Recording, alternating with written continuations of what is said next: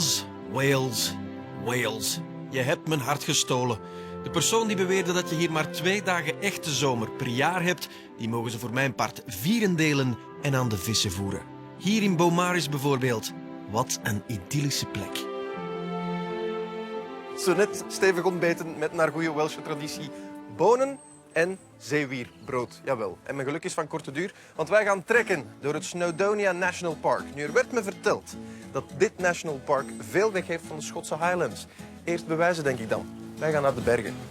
En die bergen van het Snowdonia National Park mogen nu dan nog gehuld zijn in een dikke mist. Dat doet niks af van haar pracht. Met Mount Snowdon als te overwinnen bergtop. Siadwy. Heb nifer o'i chwaraewyr gorau yn y gêm gyfeillgar yn Amsterdam.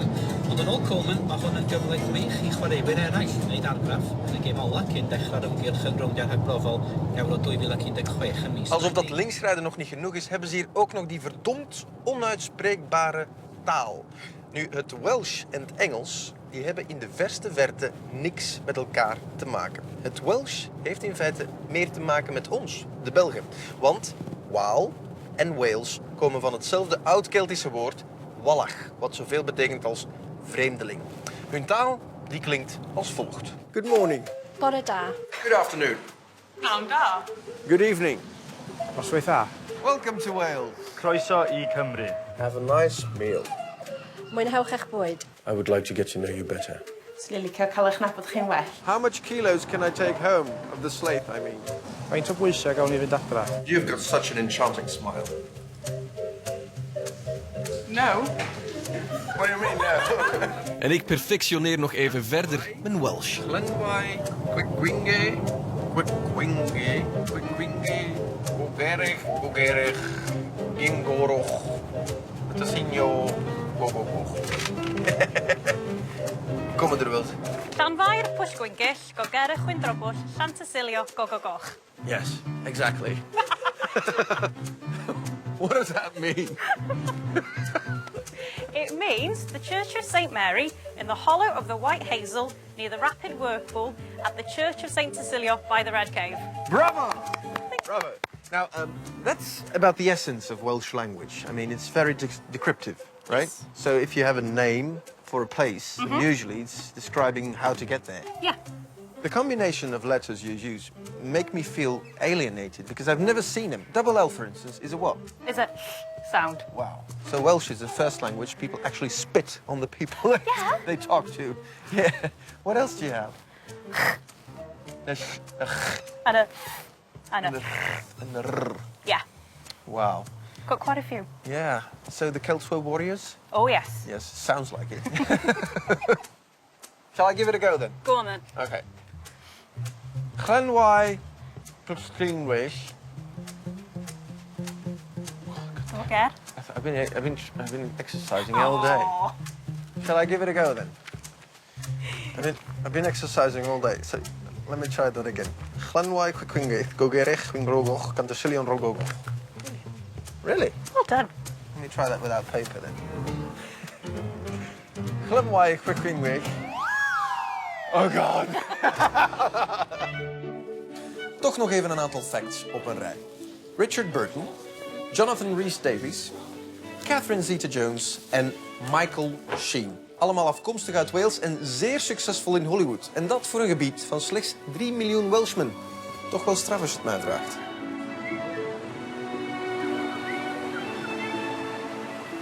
Of denk bijvoorbeeld aan Tolkien, schrijver van The Lord of the Rings. Hij liet zich inspireren door het Welsh om zijn Sindarin, de taal van de elfen, uit te vinden. En geef toe, als je hier naar buiten kijkt, deze decors, elk moment zou je hier eventueel een Aragorn of eventueel wel een Gimli al van onder een steen kunnen zien kruipen.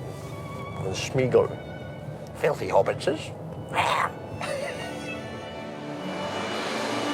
Wales is altijd een ruige en arme streek geweest, waar je niet echt rijk werd. Een vergeten gat op de hoek van het Britse eiland, waar menig ambitieuze mens meteen wou vertrekken. Dus werd je hier als jonge man ofwel boer, ofwel mijnwerker. Mijnwerker omwille van de ertsrijke ondergrond. En dat wisten de Romeinen al. In this part of Wales, you have probably the oldest slate in the world at more than 500 million years old. Slate was formed by tectonic action, and The mountains that you see are the formation of the various plates coming together and forcing the slate out of the earth. There is evidence of slate extraction going right back to the Iron Ages. And in those times, probably those were used to make very rough shelters. Originally, slate would have been extracted by hand, a very, very dangerous occupation, and there were many deaths associated with slate mining right up until the last century, even. At that time, more than 3,000 people were employed on this site. Today, we have 200. We would claim that Welsh slate is the best in the world. It's the oldest in terms of the reserve, it is the hardest, it's the least susceptible to water, and has the lowest water absorption of any slate that's mined in the world. De rush naar het zwarte goud kerfde zware littekens in het landschap. Halve bergen werden hier weggevreten, met her en der tot voor kort honderden leisteenmijnen, zoals deze. Maar het leven van een mijnwerker was niet altijd een lachertje. I like to think people used to walk like this. They used to walk about 2 hours maybe before they came to work in the morning. Wow. And then worked from 6:30 in the morning until 5 in the afternoon, and then maybe sometimes another 2 hours walk back to their homes. So very long day.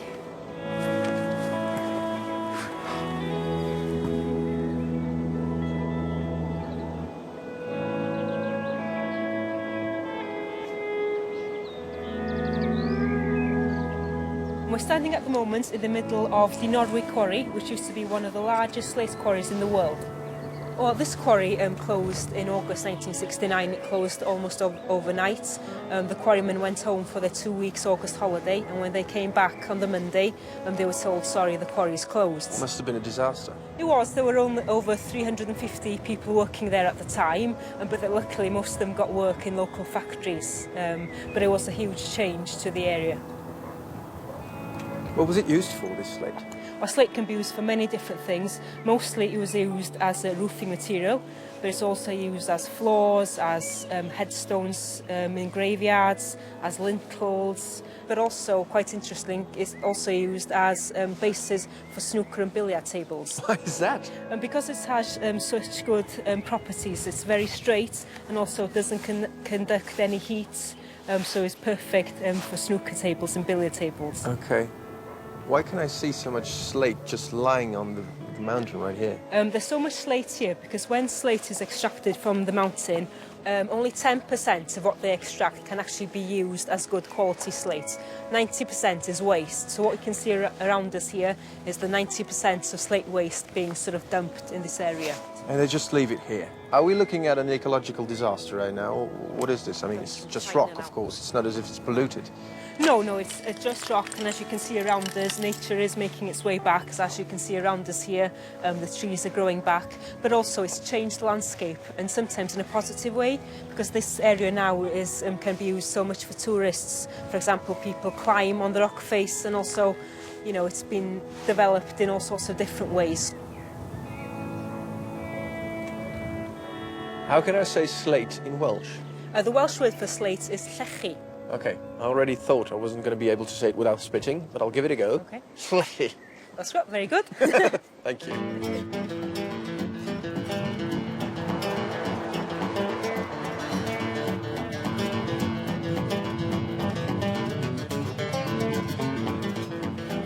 Als ze mij spreken over Schotland, dat ken ik. Daar kan ik me iets bij voorstellen. Daar hebben ze diepe lochs en prachtige bergen.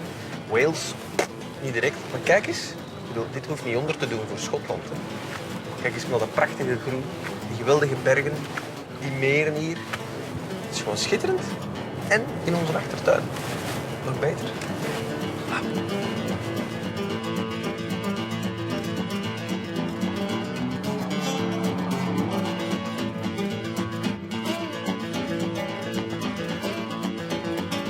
Kwaaddoener durven wel eens beweren dat er maar 3 weertypes zijn in Wales. 1. Het regent. 2. Het heeft net geregend. Of 3. Het gaat regenen. Wel, proefondervindelijk kan ik u meedelen dat er nog een 4e weertype is, namelijk zonovergoten. Kijk eens naar buiten, het is zomer in Wales. Het mag duidelijk zijn, ik ben dit stukje Verenigd Koninkrijk wel erg gulzig aan het opsoeperen. Maar een mens moet ook slapen. En ook daar hebben ze hier aan gedacht. Welshmen zijn namelijk uitvinders van postals. Daar had ik tot nu toe nooit van gehoord. The owner here decided, when they went on a trip to Malaysia and saw how nice hostels can be, that she wanted to make a difference and make a place where, when you come and stay, you not only get a nice, comfortable, clean bed, but you also get a nice country house type of feel. We thought it would be nice to stay somewhere where there was a kitchen so we could make a packed lunch, and in the evening we weren't sure what we were going to be doing, so we thought it'd be nice to prepare dinner, and this place has worked out really, really well. People very rarely spend time in the bedrooms here because they're all downstairs playing games in the dining area. We have an organ people like to play, people bring instruments to have a sing-song. A lot of the hotels you go for, there's no character, there's not a great cross-section of people that you can meet. We're very reasonably priced. We charge just from £22.50 per night to stay in our dorm rooms, which you pay a lot more for a bed and breakfast in this area, considering the beauty we're surrounded at. Excellent value for money. And that's a British person saying that. Hostel is dus een luxueuze versie van wat wij kennen als een hostel. En tot voor kort wist ik dat niet, maar posh is in feite een afkorting.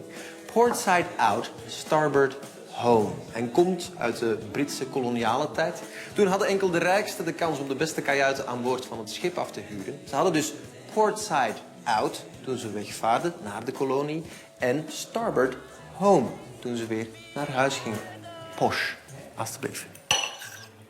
Door al die fantastische valleien en landschappen rijden is één ding. Maar de meeste mensen komen ook voor die ene mythische berg. Mount Snowdon. En dat geldt ook voor mij. 3 uur lopen en 1000 meter hoogteverschil. Je kan natuurlijk ook het treintje nemen. Maar in het treinstation van Glenbarris is er na de storm van vannacht blijkbaar een probleem. What's happened to the train then?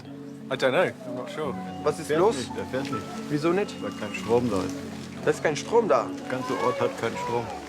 So unfortunately, the thunderstorms last night has actually knocked us out. So That doesn't happen very often. No, it doesn't happen very often. Are you going up by train? No. Oh, on foot? Yes. Wow, that's great. So we can go in a few minutes then, I suppose. Well, hopefully. Hopefully. Hopefully. Okay, fingers crossed. Fingers crossed, exactly. Een kleine trein, idyllisch landschap en mensen met brillen. Harry Potter is niet ver weg.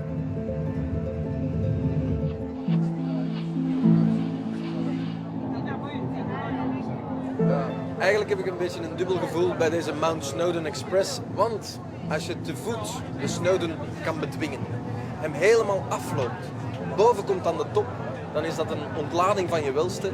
Dit is een beetje vals spelen, vind ik. Maar daarbij moeten we toegeven, voor mensen die misschien wat minder goed te been zijn, is het wel een oplossing natuurlijk. Dit is hem dan. Mount Snowdon, the top of Wales in de dikke mist.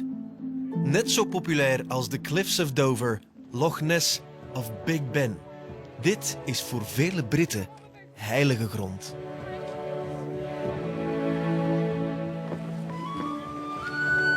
Congratulations, you made it. High five. High five, you made it. High five. High five. You've done it on foot. Yes. I took the Disney train up. Amazing. What does it make you feel like? What? Walking up? Walking up? Just lets you know you're alive, doesn't it? You could be sat home on the sofa, you could be doing nothing, and you do this and you just feel like you're walking. En alsof die mist nog niet genoeg is, gaan de sluizen open op Mount Snowdon en krijgt de wandeling voor iedereen nog meer mythische proporties.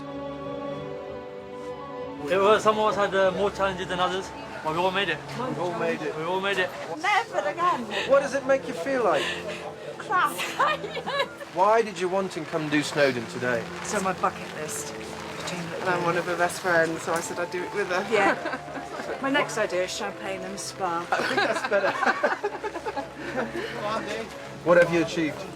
Getting to the top in this horrific weather. In this horrific weather? Yeah. But you made it? Yep.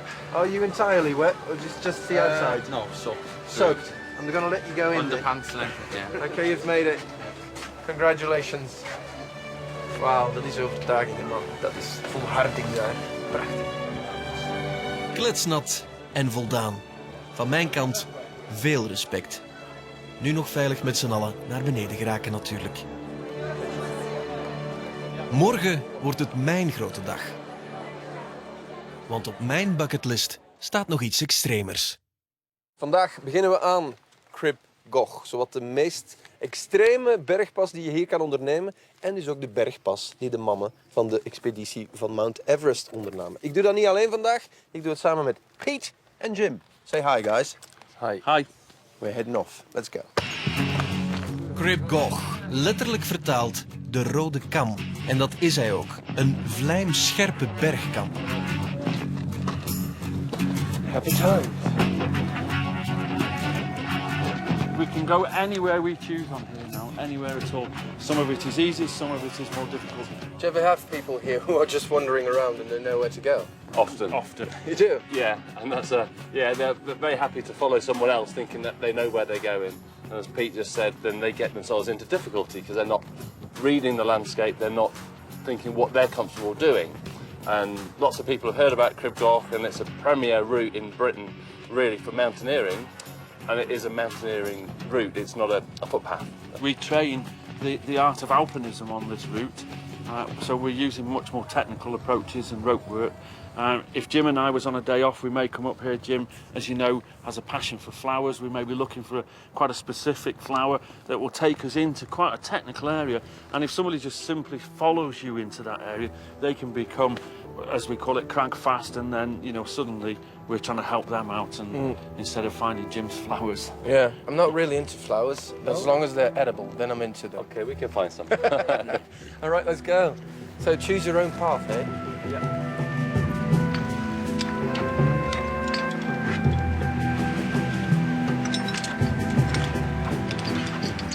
Yeah, that was a good climb, and that was quite a technical section on the approach to Crib Goch.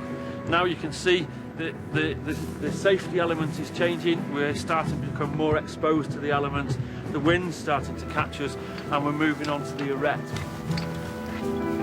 Around there.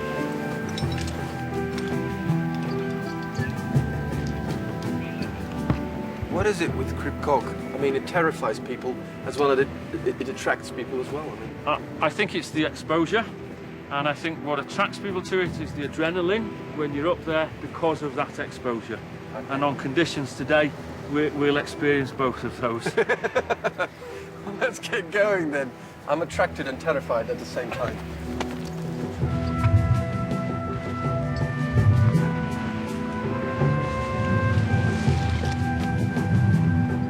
Here we are. We're here. Yep. So this is what it's all about. Yeah. So this is a grade 1. It's a grade 1 scramble, which means that you will need the use of your hands for upward or forward movement, but you shouldn't really need the technicalities of ropes and harnesses and such like. So on a fine day, good weather, dry conditions, it should be easily achievable by a well-experienced mountaineer. Yeah. And on a truly windy day, rather than take the top of the arête itself, we'd perhaps stay down on the windward side and just use our hand again as a handrail along the summit of the arête. Very well. Again, positive footholds and a good handhold to feel secure and balanced. Yeah.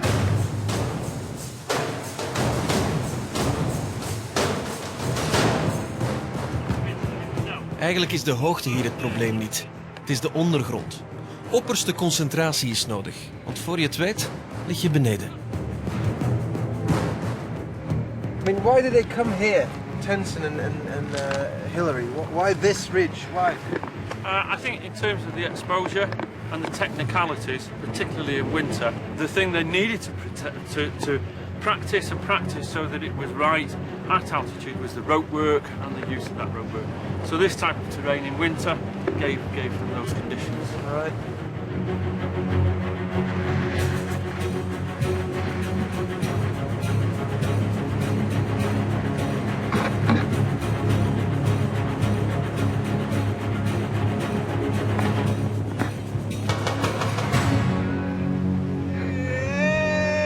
Crib Goch overwonnen. Niet alleen voor klimmers, maar ook voor de wetenschap zijn deze bergen van groot belang. Charles Darwin, u weet wel, die met zijn evolutietheorie, die kwam hier als student geologisch onderzoek doen. Het was na zijn expeditie in Zuid-Amerika dat hij op deze plek tot een nieuwe conclusie kwam. It was him who really nailed the phrase about this being a glaciated landscape for the first time, you know. So he was the first to ever give this idea away. For the first British, and to understand that our British landscape was once glaciated, having seen the icebergs carving off the big ice sheets in South America. So what we see around here used to be glaciers, used to be very high up, much more than it is now then. It used to be as high as the Himalaya. That's right. So when the mountains were built hundreds of millions of years ago, when America, an old America hit Europe, 7,000 metre tall mountains, and for 400 million years they've been eroded by wind and ice, and more latterly by glaciation. So for 10,000 years we've had the last of the glaciers have left the UK, and we've had all the vegetation and the trees have developed, and then we've had the people that have come in and lived here. So it's a living, working landscape, which is a very ancient landscape. Mijn tijd in wonderlijk Wales zit er bijna op. En toch wil Piet me nog één ding laten ervaren.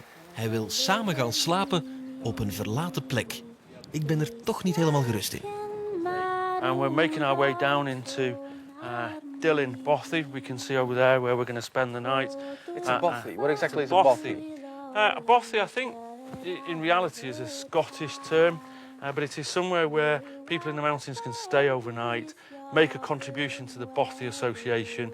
But it is sort of a free-for-all. You don't know who you're going to be sleeping next to. There's just one room to sleep in, one room to cook and eat and socialise. I hope you don't snore then. Let's go and have a look. Okay, let's go. My name's Ben. Hi. I'm Peter. How you doing? Yeah, we're just staying here for the one night tonight. So try not to disturb you too much. It's all right. Yeah, you on your own, or you got some? Yeah, just me. Meeting up with anyone, or just come out to a bit of solitude and? Does you good. We came along. Get away. And, Well, now we're here. Sorry about it. Yeah. It's come to spoil it. Okay. Come on, let's get the whiskey out. Oh God. Hey, so welcome to Dillin Bothy. This is very basic, eh? It is. It is. This is really the sort of general mess area, cooking, socialising. If it was really cold, we could light a log fire there, and then there's just another room that we can go through to, which is this is where we're going to spend the night. Where's the bar? Where's the bar? Well, it's not. Unfortunately, it's not open on this evening. Okay. I'll come back. Good. That's for sure. Good. Really. I'm glad you enjoyed the few days. And thank you so much. Want Wales voor mij is een klein beetje een eiland geworden op een eiland. En Snowdonia, de national park, is dan weer een continent in dit land. Want je hebt hier alles binnen handbereik. Het is een continent in zakdoekformaat, zo'n klein beetje. It has been the surprise of the year for me. Good. Yeah, so I'll be back. Shake hands. Is that tea ready yet? Yeah, I think we're just about ready. You got your cup? No. Do you have them? You were carrying the cups. I didn't bring any cups. You brought the cups. I didn't bring the cups. I didn't bring the cups. Who brought the cups? Where's the cups? Die kopjes hebben we nooit gevonden trouwens, maar dat is niet erg. Wales behoort voortaan tot mijn top 3. Alle informatie 1.be/Vlaanderen Vakantieland.